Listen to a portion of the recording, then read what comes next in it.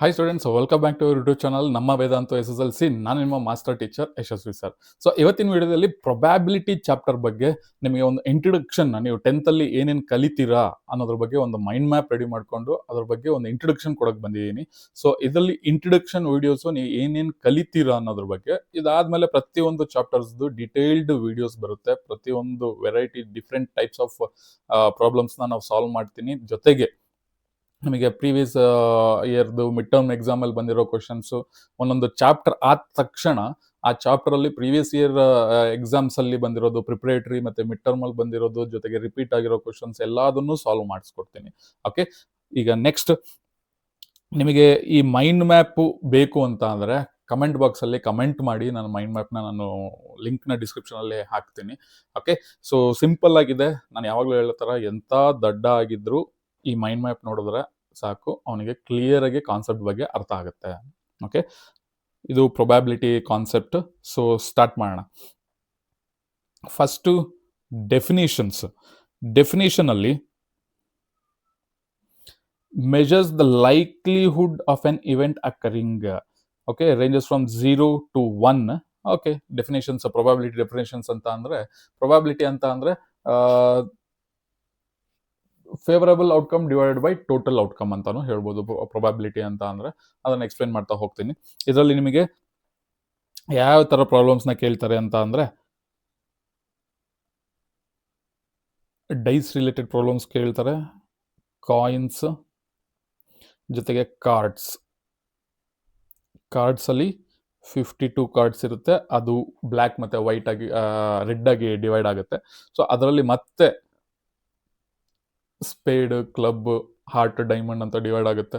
ಅದರಲ್ಲಿ ಮತ್ತೆ Jack, king, queen, ಅದೆಲ್ಲ ಕಾರ್ಡ್ಸ್ಗಳು ಬರುತ್ತೆ. ಅದನ್ನು ಇನ್ ಡೆಪ್ತ್ ಆಗಿ ನಾನು ಕ್ಲಾಸಸ್ ಮಾಡ್ಬೇಕಾದ್ರೆ ಮಾಡ್ತಾ ಇರ್ತೀನಿ. ಸೊ ಈ 3 ವೆರೈಟೀಸ್ ಆಫ್ ಪ್ರಾಬ್ಲಮ್ಸು ಡೈಸ್ ಬಗ್ಗೆ, ಕಾಯಿನ್ಸ್ ಬಗ್ಗೆ, ಕಾರ್ಡ್ಸ್ ಬಗ್ಗೆ ಕೇಳ್ತಾರೆ. Okay, key concepts: experiment, action with uncertain outcomes. ಯಾಕಂದರೆ ನಮಗೆ ಔಟ್ಕಮ್ಸ್ ಏನು ಅಂತ ಗೊತ್ತಿರಲ್ಲ. ಈಗ ಕಾಯಿನ್ನ ಟಾಸ್ ಮಾಡಿದ್ರೆ ಏನು ಔಟ್ಕಮ್ ಬರಬಹುದು, ಅನ್ಸರ್ಟೇನ್ ಔಟ್ಕಮ್ಸ್, ಅದನ್ನು ಎಕ್ಸ್ಪೆರಿಮೆಂಟ್ ಮಾಡೇ ನೋಡಬೇಕು. ಓಕೆ, ಇನ್ನೊಂದು ಸ್ಯಾಂಪಲ್ ಸ್ಪೇಸ್ ಅಂತ ಅಂತೀವಿ, all possible outcomes of N experiment.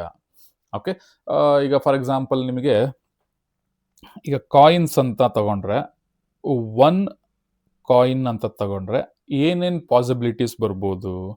ಒಂದು, ಟಾಸ್ ಮಾಡಿದಾಗ ಹೆಡ್ ಬರಬೇಕು ಅಥವಾ ಟೈಲ್ ಬರಬೇಕು, ಕರೆಕ್ಟಾ? ಎರಡರಲ್ಲಿ ಒಂದು ಔಟ್ಕಮ್ಸ್ ಬರಬೇಕು. ಈಗ 2 ಕಾಯಿನ್ಸ್ ಅಂತ ತಗೊಂಡ್ರೆ ನಿಮಗೆ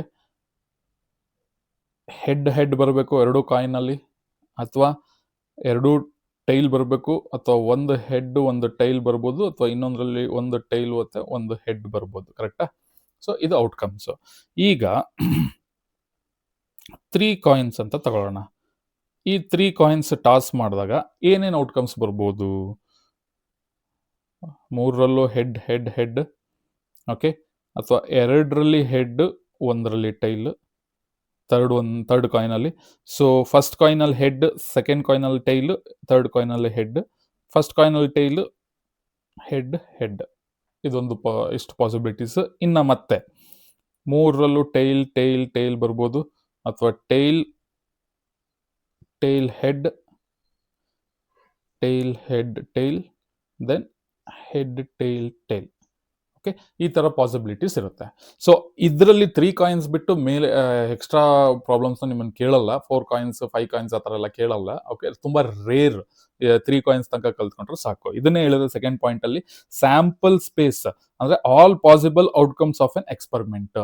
ಎಲ್ಲ ಪಾಸಿಬಲ್. ಈಗ 1 ಕಾಯಿನ್ ಅಂದರೆ 2 ಪಾಸಿಬಲ್ ಔಟ್ಕಮ್ಸ್ ಬರುತ್ತೆ, 2 ಕಾಯಿನ್ಸ್ ಅಂದರೆ 4 ಪಾಸಿಬಲ್ ಔಟ್ಕಮ್ಸು, 3 ಕಾಯಿನ್ಸ್ ಅಂದರೆ 8 possible outcomes. Okay, probability of an event ಅಂತ ಅಂದರೆ favourable outcomes divided by total outcomes. ಈಗ ಫಾರ್ ಎಕ್ಸಾಂಪಲ್ ಕಾಯಿನ್ಸ್ ಬರ್ತೀನಲ್ವಾ ಇಲ್ಲಿ. ಈಗ when 2 coins are tossed, okay, find the probability of 2 heads ಅಂತ ಕೇಳ್ತಾರೆ. ಸೊ 2 ಹೆಡ್ಸ್ ಎಲ್ಲಿದೆ? ಇದು ಒಂದೇ ತಾನೇ, ಫಸ್ಟ್ ಒನ್. ಸೊ ಅವಾಗೇನಾಗುತ್ತೆ, ಟೋಟಲ್ ಫೇವರಬಲ್ ಔಟ್ಕಮ್ಸ್ ಅಂದರೆ 1 ಡಿವೈಡೆಡ್ ಬೈ ಟೋಟಲ್ ಔಟ್ಕಮ್ಸ್ ಎಷ್ಟು? 4. ಇದು ನಿಮ್ಮ ಆನ್ಸರ್ ಆಗುತ್ತೆ. ಅದನ್ನೇ ಥರ್ಡ್ ಪಾಯಿಂಟಲ್ಲಿ ಎಕ್ಸ್ಪ್ಲೈನ್ ಮಾಡಿರೋದು, favourable outcome divided by total outcome. ಈಗ for example 2 coins are tossed. Find the probability of getting 1 tail ಅಂತ ಕೇಳ್ತಾರೆ. 1 tail ಯಾವುದರಲ್ಲಿದೆ? ಇದರಲ್ಲಿದೆ, ಇದರಲ್ಲಿದೆ, ಎರಡಿದೆ. ಸೊ ಅದನ್ನು 2/4 ಆನ್ಸರ್. ಸೊ ಅದೇ ಥರ next 3 coins. When 3 coins are tossed, find the probability of getting all are heads ಅಂತ ಹೇಳ್ತಾರೆ. ಸೊ ಟೋಟಲ್ ಔಟ್ಕಮ್ಸ್ ಎಷ್ಟಿದೆ? 8. ಆಲ್ ಆರ್ ಹೆಡ್ಸ್ ಅಂತ ಅಂದರೆ ಇದು ಒಂದೇ ಅಲ್ವಾ?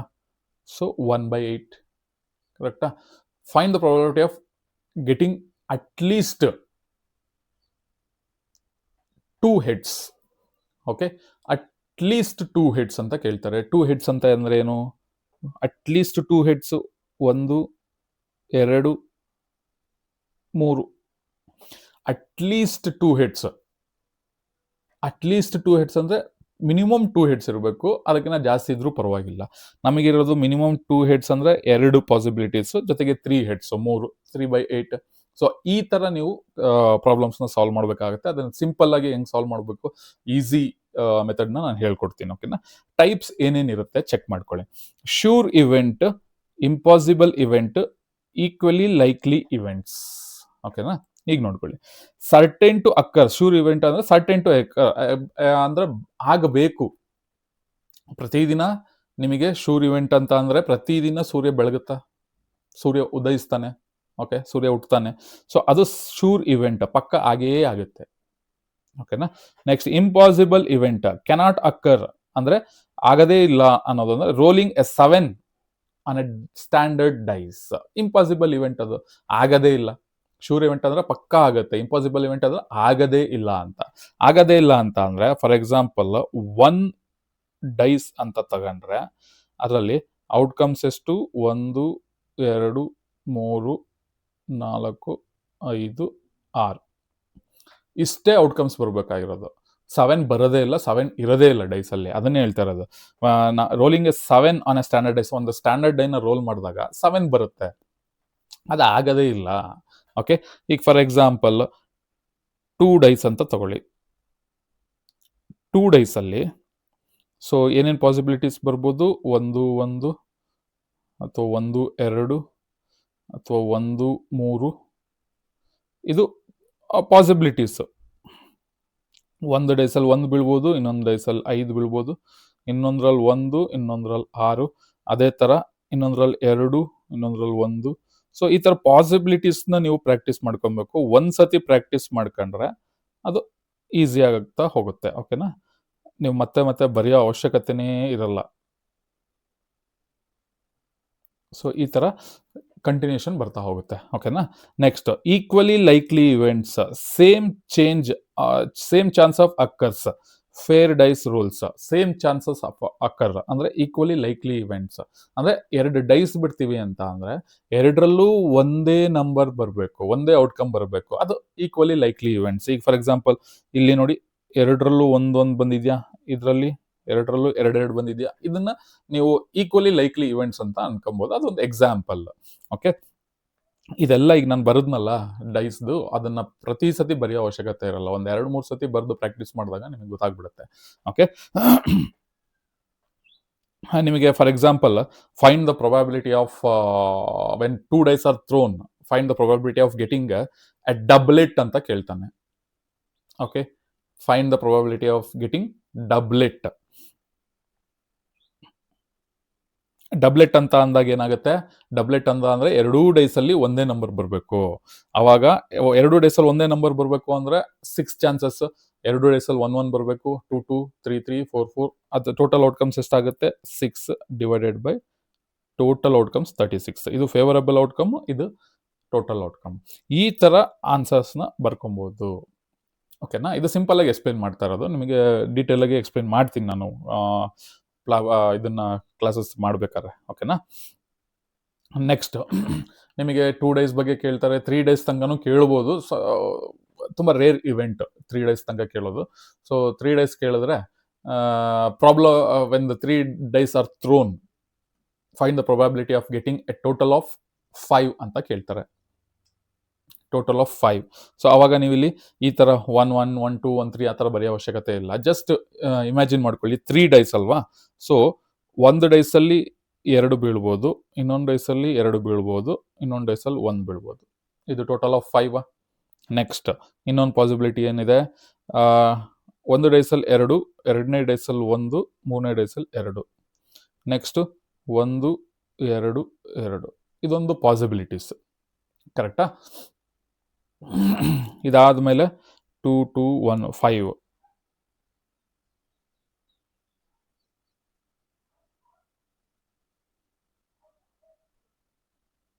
ಇದಾದ್ಮೇಲೆ ಇನ್ನೊಂದು ಪಾಸಿಬಿಲಿಟೀಸ್, ಒಂದು ಡೈಸಲ್ಲಿ 3 ಬೀಳ್ಬೋದು, ಇನ್ನೊಂದು ಡೈಸಲ್ಲಿ 1, ಇನ್ನೊಂದು ಡೈಸಲ್ಲಿ 1. 5 ಆಯ್ತಾ? ಅದೇ ಥರ 1 3 1 ದೆನ್ 1 1 3. ಸೊ ಇಷ್ಟು ಪಾಸಿಬಿಲಿಟೀಸ್ ಬಿಟ್ರೆ 3 ಡೇಸಲ್ಲಿ ಗೆಟಿಂಗ್ ಎ ಟೋಟಲ್ ಆಫ್ 5 ಇನ್ಯಾವುದು ಸಿಗಲ್ಲ, ಕರೆಕ್ಟಾ?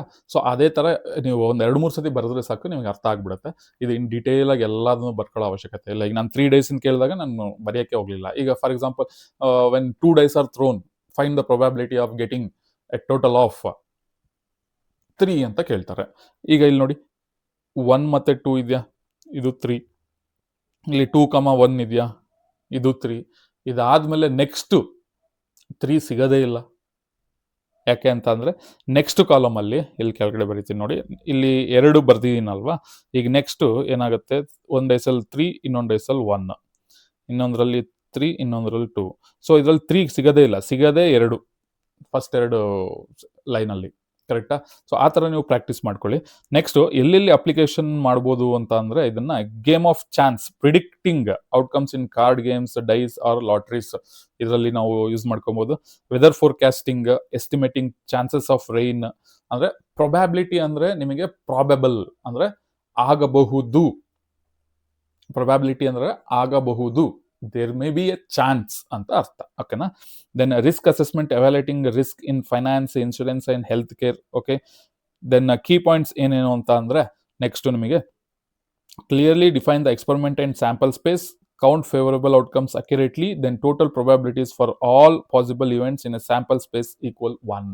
ಸೊ ನಿಮಗೆ ಏನೇನು ಹೇಳಿದ್ದೀನಿ ನಾನು, ಶೂರ್ ಇವೆಂಟ್ ಅಂತ ಅಂದರೆ ಆಗೇ ಆಗುತ್ತೆ, ಇಂಪಾಸಿಬಲ್ ಇವೆಂಟ್ ಅಂದರೆ ಆಗೋದೇ ಇಲ್ಲ, ಈಕ್ವಲಿ ಲೈಕ್ಲಿ ಇವೆಂಟ್ಸ್ ಅಂತ ಅಂದರೆ ಚಾನ್ಸಸ್ ಇರ್ಬೋದಲ್ವಾ.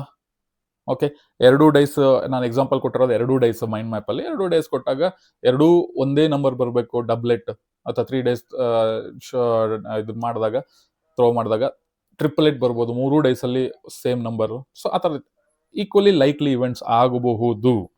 ದೆನ್ ಇದೆಲ್ಲ ಪ್ರೊಬಬಿಲಿಟಿ ಆಫ್ ಎನ್ ಇವೆಂಟ್ ಅಂದರೆ ಫೇವರಬಲ್ ಔಟ್ಕಮ್ ಡಿವೈಡೆಡ್ ಬೈ, ನೀವು ವಾಟ್ ಈಸ್ ಪ್ರೊಬಬಿಲಿಟಿ ಅಂದರೆ favourable outcome divided by total outcome ಅಂತ ಬರಿಬೋದು, ಅದು ಈಕ್ವೇಷನ್ ಬರ್ಕೊಬೋದು, ಓಕೆನಾ? Favourable outcome divide by total outcome ಅಂತ, ಅದು ಪ್ರೊಬ್ಯಾಬಿಲಿಟಿ ಅಂತ. ಅಂದರೆ ಪ್ರೊಬ್ಯಾಬಿಲಿಟಿ ಅಂದರೆ ಒಂದು ನೆನ್ಪಿಟ್ಕೊಳ್ಳಿ, ಜಾಸ್ತಿ ತಲೆ ಕೆಡಿಸ್ಕೊಬಿಡಿ, ಈಸಿ ಸ್ಕೋರಿಂಗ್ ಚಾಪ್ಟರ್. ಪ್ರೊಬ್ಯಾಬಿಲಿಟಿ ಅಂದರೆ ಪ್ರಾಬೆಬಲ್, ಆಗಬಹುದು, ಚಾನ್ಸಸ್, ಇಷ್ಟನ್ನು ನೆನ್ಪಿಟ್ಕೊಳ್ಳಿ. ಇನ್ ಡೆಪ್ತಾಗಿ ನಾನು ಪ್ರಾಬ್ಲಮ್ಸ್ನ ನಾನು ಹೇಳ್ಕೊಡ್ತೀನಿ. ಮತ್ತೆ ನೆಕ್ಸ್ಟ್ ವಿಡಿಯೋದಲ್ಲಿ ನಿಮ್ಮ ಮುಂದೆ ಸಿಗ್ತೀನಿ. Till then take care, bye by.